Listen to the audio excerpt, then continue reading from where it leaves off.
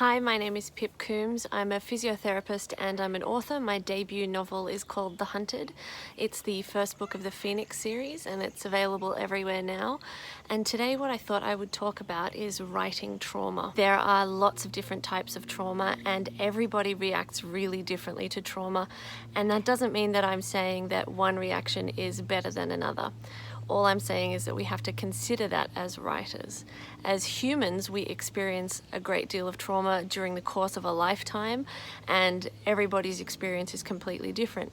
As writers, we put our characters through a fair bit of trauma as well. Ensuring that you create interesting, well-rounded characters that people can connect to and relate to means that you have to allow these characters to react differently to trauma and to process it in a way that's authentic to them, even if the traumatic event that is experienced by multiple characters. The way I think about trauma and the way I write about trauma is completely colored by my own experiences of trauma and the conversations that I've had as part of my job.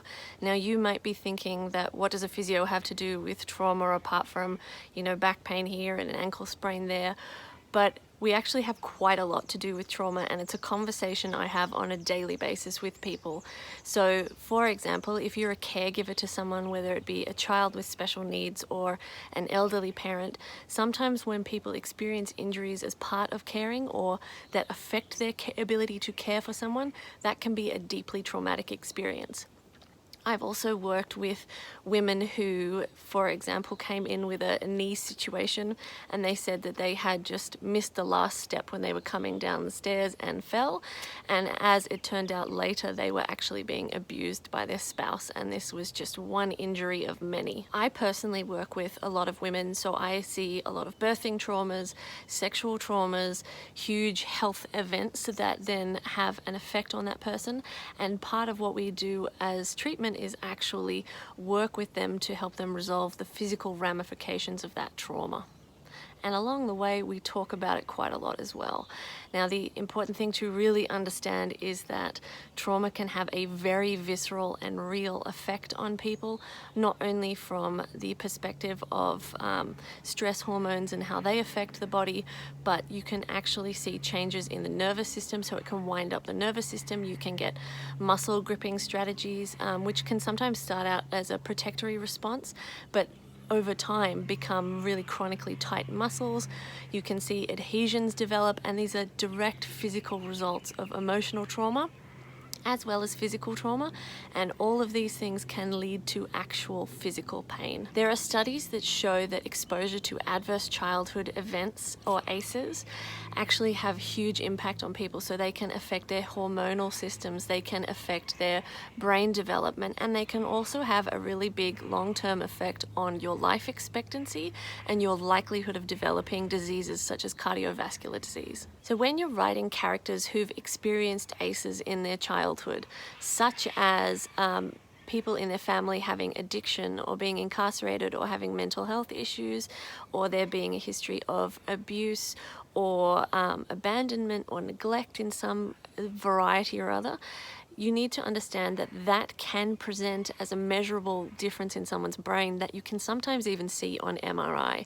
So that can affect their reaction to stimuli, that can make them more likely to engage in high-risk behaviors, and it can also change their impulse control. When you introduce trauma to a character's life, or as part of the story you're unraveling that character and learning more about them, and you learn about some past trauma, you need to understand that there are some very common emotions that are attached to trauma, and they're things like shame, guilt, grief, anxiety, and fear. Now, these emotions often have common threads and common links with each other, and they affect people throughout their entire life, and they impact every decision you make. So they impact what you do, what you think, what you feel, how you feel about yourself, how you feel about other people, how you react to the environment around you or to situations, what partner you choose.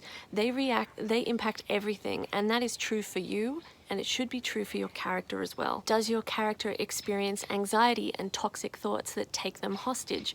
Once they're triggered and experiencing anxiety, how do they then react? What triggers them? How do they react to various triggers?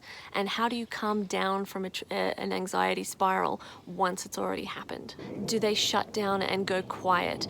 Do they fall into a flood of tears? Do they have a huge outburst of anger? Do they try and get as far away from the thing that triggered them as possible?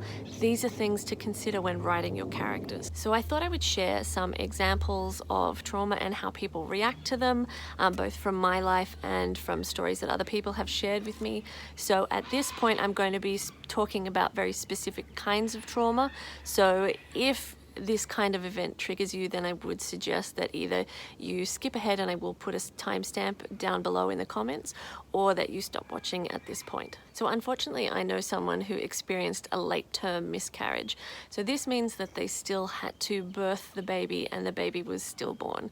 And this person is, years later, still very much a shell of their former self. There's no light in their eyes, and it's a real struggle for them to get through every day. And the main thing that they try to achieve every day is just to exist and to breathe.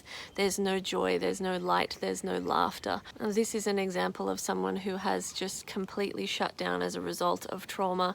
And it's the kind of trauma that I think a lot of us can really understand that response to, because, I mean, I can't even begin to understand what it must be like to lose a child at any point. I know people who've been really affected by, for example, the father abandoning them as a child. This led to them feeling that they don't deserve to be loved, and this has very much affected their relationships with partners going forward. So one person that I know feels that she doesn't deserve to be loved, and she's picked horrible boyfriend after horrible boyfriend, and they've all been abusive, but all in very different ways. And what this has led to is each explosion of a relationship means that it kind of amplifies her response to the next one, and it makes her more dependent on the next horrible boyfriend, which then, when it implodes again, makes her more convinced that she is not deserving of real love. And then, because she's convinced she doesn't deserve real love, she picks another terrible boyfriend, and it just continues in this kind of vicious cycle of it feeding her insecurities, feeding her anxiety, and feeding the feeling that she's not worthy and of being loved. And so you just continue to pick these horrible men that reinforce that belief over and over again. And then you've got the added trauma of, as she's aging, she's worrying she's going to miss out on having children because of all these hideous guys, or that she's going to have to settle down with one of them. There's a fear of change, and it just can have really wide-reaching effects. And my point is that in childhood, if you experience a trauma, that can impact your entire adult life, and it can color and taint everything, and the way you react to other people and the environment around you. So workplace PTSD is actually one I've had quite a bit of experience with, not myself personally, but I've seen it in the workplace. And I've also had patients who have obviously communicated these sorts of feelings as well. What can happen is that it really rocks your center of trust, and you feel like going to work is an unsafe place to be, and which is kind of scary when you think that you spend more than half your life at work, and you may have moved on from the workplace that caused the trauma, but you carry that trauma with you to the next place, and it becomes very difficult to trust your co-workers or to trust your boss, even if they come in with the very best of intentions, because you just don't believe their intentions are good because your experience has shown you otherwise. So I've seen this be triggered by very gentle feedback. I've also seen it be triggered where I had absolutely no idea what was said or what happened that acted as a trigger. And sometimes it's just the very idea of going to work that can trigger someone into an anxiety spiral.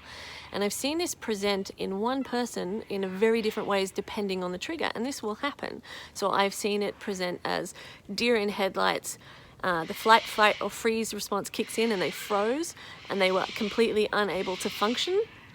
I've also seen it as like literally collapsing on the floor in tears and unable to kind of regroup and calm down without actually physically exiting the situation. And I've also seen it present in a way where that person repeatedly hits the self-destruct button, and the response can be very different depending on the trigger, but it doesn't mean that the response is any less profound for that person. We've all either known someone or been someone or heard stories of someone who's had a relationship end and has found that to be such a traumatic event that they stalked someone, that they were unable to let go, that they struggled to control their emotions, that they struggled to function in their daily life, and that they behaved in destructive ways as well. So in terms of my own personal experience with trauma, I have had thyroid cancer. I had that when I was nearly 25, and that has had such far-reaching effects in my life. So there are legitimately things that I don't remember happening, so I must have blocked them out. My mom sometimes mentions something and I have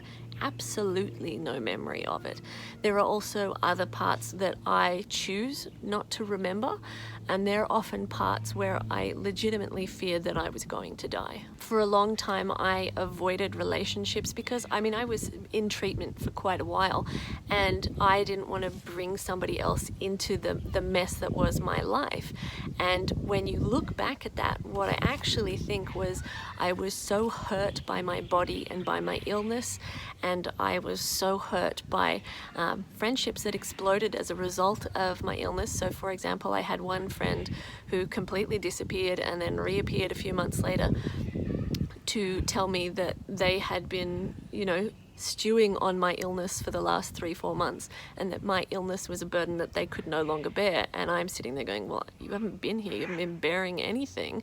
And that relationship just completely exploded. And I think I was so at my coping maximum that the idea of making myself vulnerable again and opening myself up to somebody who could potentially hurt me was just not going to happen. And that has taken years for me to make peace with, years for me to even understand. And trauma is just something that takes time for people to move through it, and there are so many different phases of it. And that experience for me at such a young age has affected everything. So I don't watch cancer movies, no intention of watching them. It'll be a cold day in hell when I actually watch A Fault in Our Stars, because that is the type of cancer I had, and I was in the small print, my endocrinologist used to say, so I was the one they discussed at medical conferences because I was so complicated. And why the hell would I watch a movie about something that I already understand very intimately? I remember my endocrinologist said, are you going to go and see it? And I was like, no, one experience was enough, thanks. And my mum went to see it and came out like basically catatonic. And I was like, well, what the hell were you doing? Did you not, remember the first time? That experience so profoundly affects my life that, for example, it affects my metabolism. It affects how easy it is for me to gain or lose weight. It affects my hair. I have a scar on my neck that I felt very disfigured by for a very long time. Because I've had lymph nodes removed, my face gets puffy periodically. It's very puffy if I've been sick. If I don't rest enough, I get sick. It makes it really hard for me to live overseas because my medical situation was so complicated that I have tried to live in other countries and the other doctors just don't understand. So you have to fly back to Australia every 4 months for your checkups. It affects how I feel about having kids. And if I ever get pregnant, it'll probably affect how I feel during that pregnancy and how stressed I am.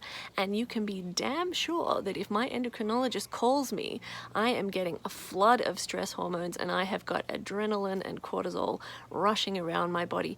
Even when they post me a letter and it says on it from the Department of Endocrinology, my heart rate rises a little bit, even though I know I'm just getting CC'd in on a copy of a letter that got sent to my doctor, that I was in the room when he dictated it onto the tape, or it's just a change of appointment time letter. These things affect people for life. When people grieve, I believe you don't ever actually stop grieving. You change, the grief changes, and the grief kind of comes along with you. You don't ever be okay with the fact that someone you loved died. You don't just let go of that and move forward. You always hold a piece of them in your heart. The grief just changes, and you grow as a person and you grow around it. But it is definitely a part of who you are. And that grief can rear its head sometimes and really affect other relationships. So for example, that friendship of mine that exploded when she said, "Your illness is a burden that I can no longer bear." I understood that that was a reflection of her grief and fear, because a previous best friend of hers had died a few years earlier, and then she obviously didn't want to lose me as well and couldn't cope with the idea of that. And I guess essentially pushed me away because she couldn't see past her own grief and fear.